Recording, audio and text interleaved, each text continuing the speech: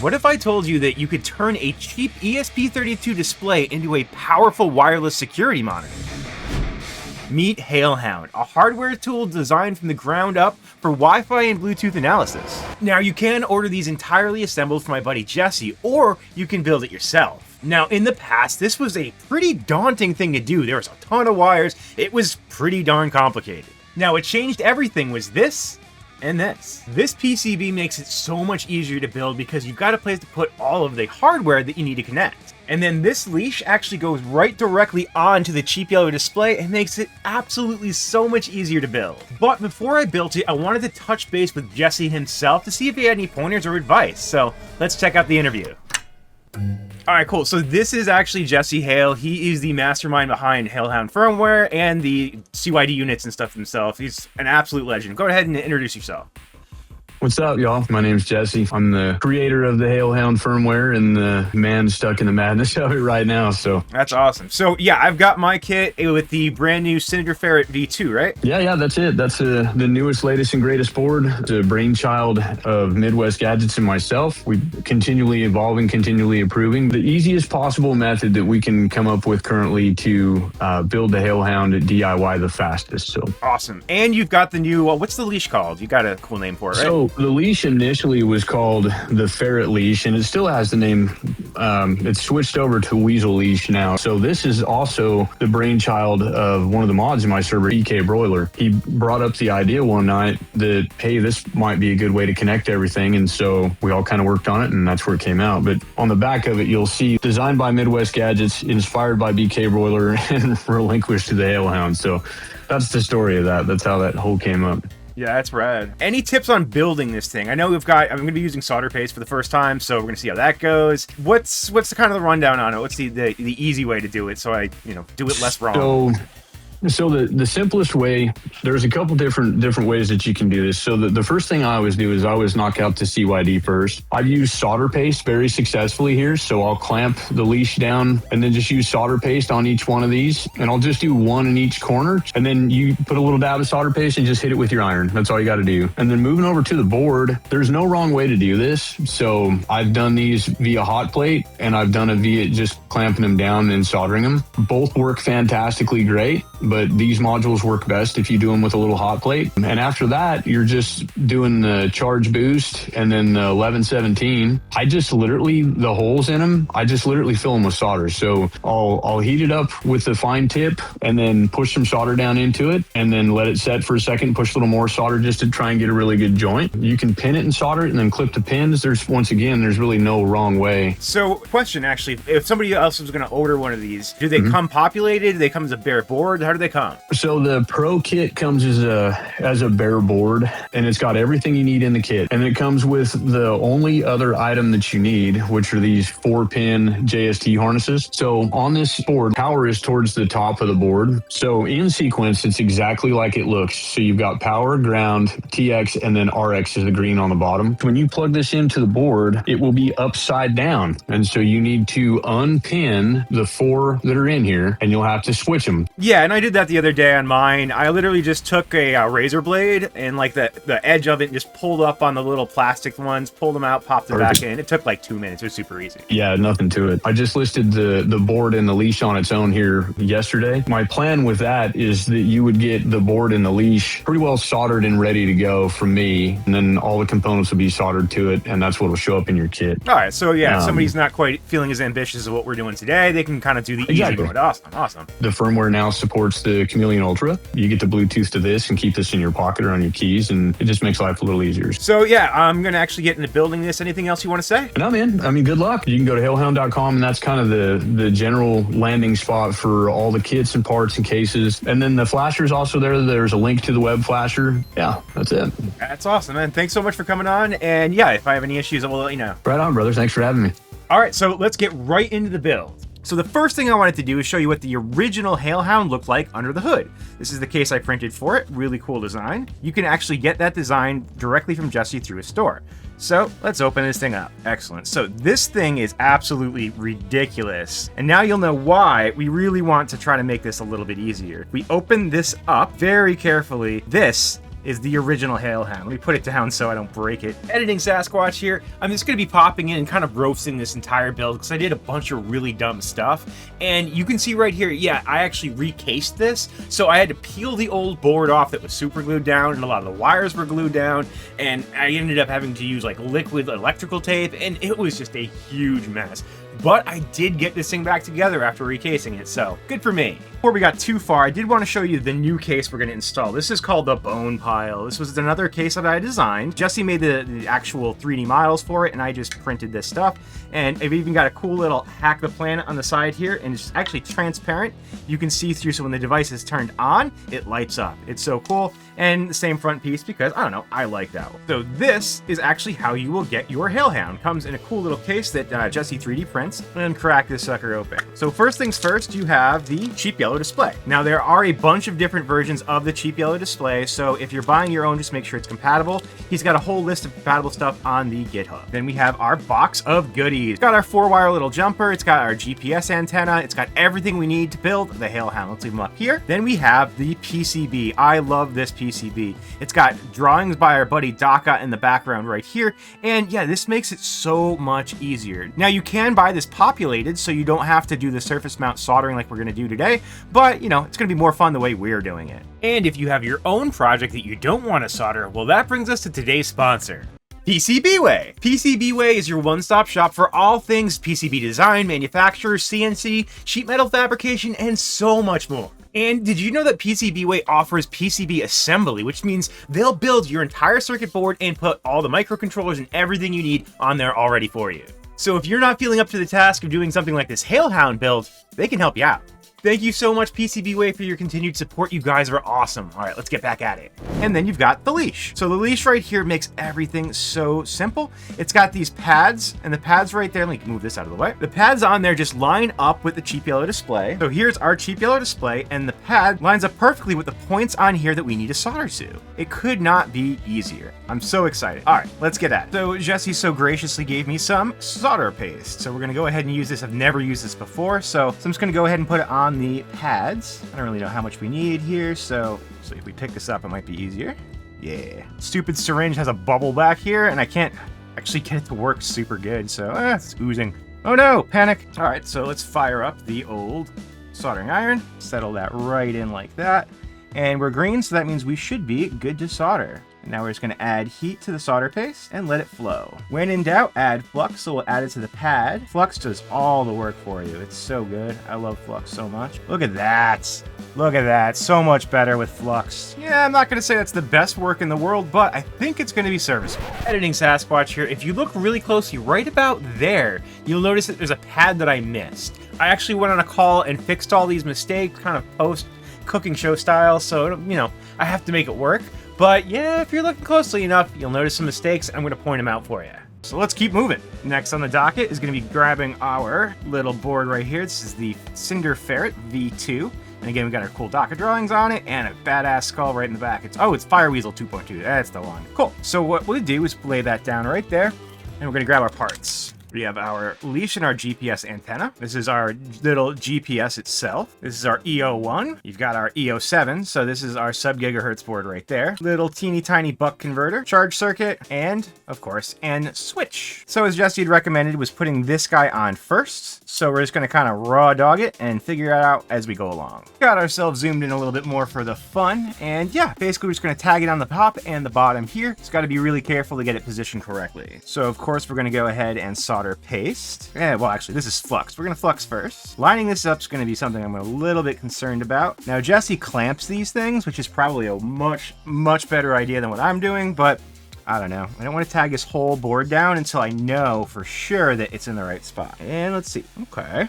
I'm actually just going to grab some normal solder right here for these guys, just to see if it lines up. Yeah, because I can't see the pad down there. That's the problem. So this needs to move down. That's why we're just kind of doing it as we go. Okay, those line up now. Those look pretty good. I think we did it though. All right, so let's clean our tip. Boop, boop, boop. And then I'm going to paste the rest of these and kind of see what happens. I want to say that's probably okay. What do you think, chat? Should we do a little bit more solder or not? Or is that good? I'm tempted to say that that's good. Next on the docket is our EO1 right there. And it's actually got an orientation kind of already on the board here. Just like that. So let's go ahead and flux and solder that just like everything else. You're gonna go ahead and add some solder paste to it. A little dabble, do ya? Okay, so that is probably way too much solder paste. I got a little carried away. I think that's pretty much exactly where we want to be. In fact, let's burn my finger. Ow. I think I've got those now too. Let's see if we bridged anything. Ruh-roh. Yeah, those are all bridged. Whoopsie. So we're gonna have to take some of that off. That's definitely too much, but we can fix that. Let's go. Many, many unbearable moments later. And the finished product, there we go. Not super pretty, but you know, we made it work. So the next thing we're gonna do is actually attach the GPS, and it's just gonna go on like this. However, put them on there, you'll notice that those pins are super freaking long. They don't need to be anywhere near that long. So what we're actually going to do is we're going to cut those down so that they're right length. We're going to do that off camera because I don't want them flying across my shop. And we're back. We got those little guys pinned down or cut down. Throw this on here, and we're just going to do normal solder and flux just the way you would with anything else. Grab our flux. My other soldering iron ran out of juice. We're back to the TS100. I love this guy. It's so good. This should be super simple, super easy. And you can see there's soldered on there. There. Yeah, that's good. That should be fine. Good to go. Moving on. Now the next part's kind of fun, which is going to be setting our charge controller right here.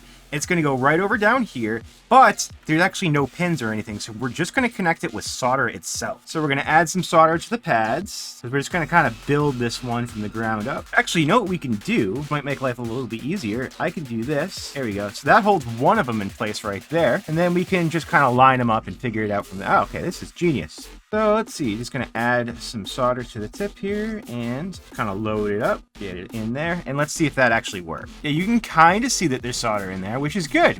Yeah, I definitely see solder in the holes, at least the ones that we soldered. So I'm gonna actually drop a little bit of solder from the back. Now I do wanna see if I can flatten this out a little bit because this is gonna be taped to the back or hooked up to the back of the case. Let's see if we can just kind of like get it to sit. There we go, kind of melt it in place here. I'm using an old laptop plug for this stupid thing, and it's not really ideal for what we're doing, but it's gonna work.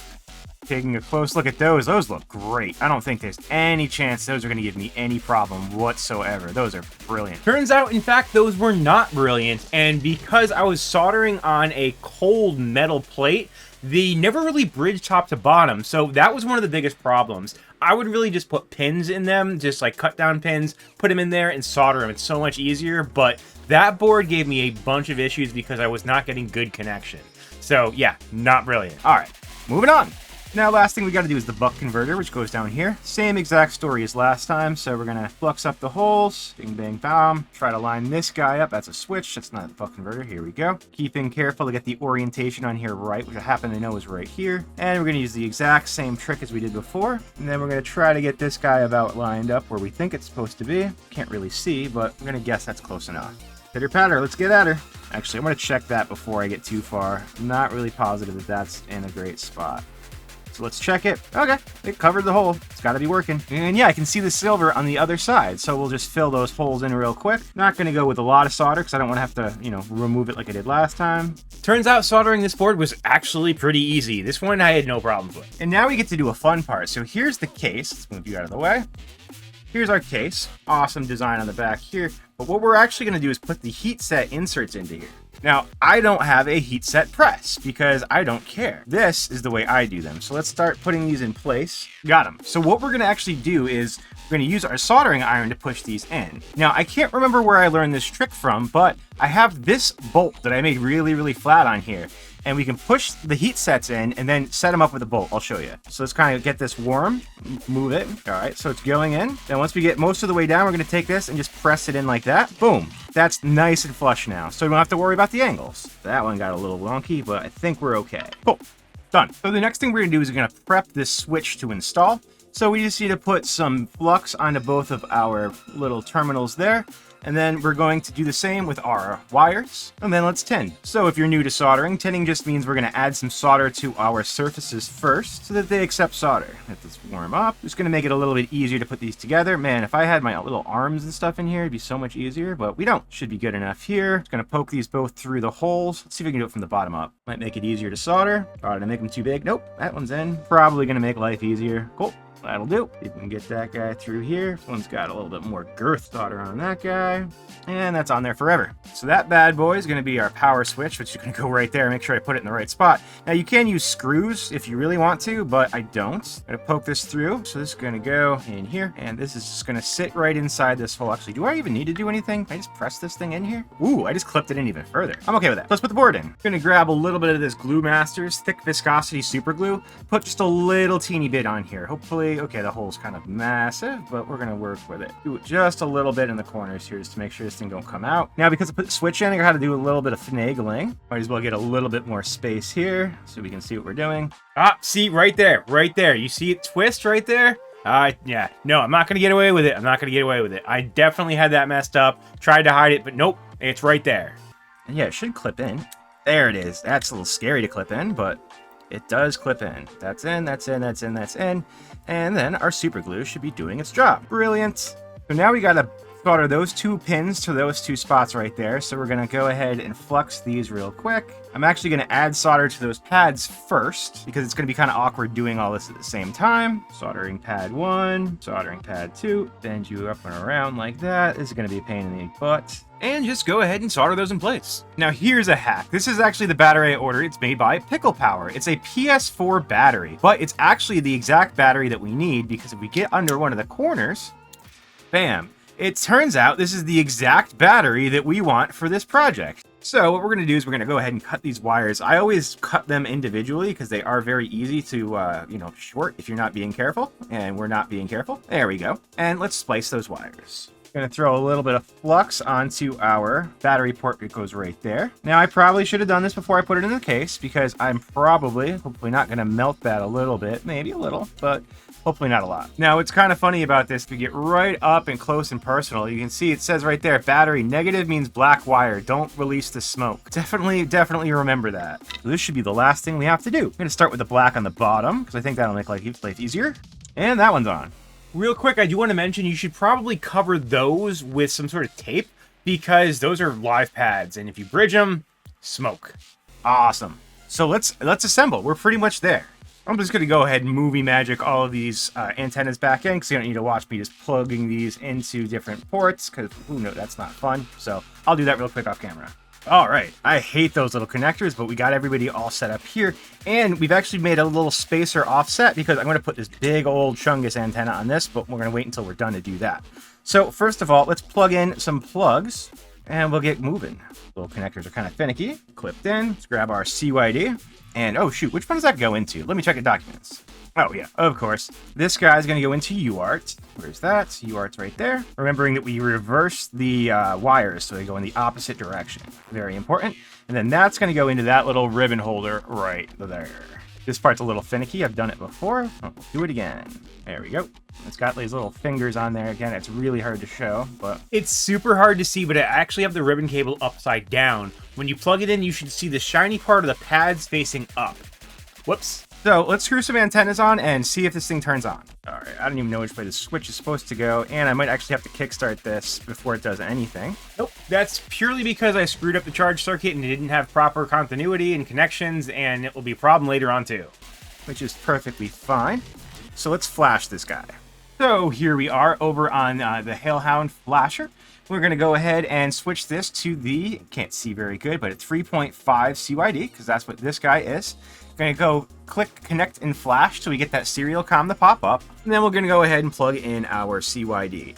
Boom. In doing that, we should pop up on a serial port. Nope. That's weird. All right, try that again. Actually, this one wasn't my fault. It was the cable I was using, which was an LTT True Spec cable. For some ungodly reason, it wasn't working. I'm not sure if it was the case or what, but not my fault. There it is. I don't know what's up with that wire. COM33. Boom. Click connect. And install HaleHound. Erase status, sure, why not? Because I know there's nothing on there of value. And install. And just like that, we're installing. Cool.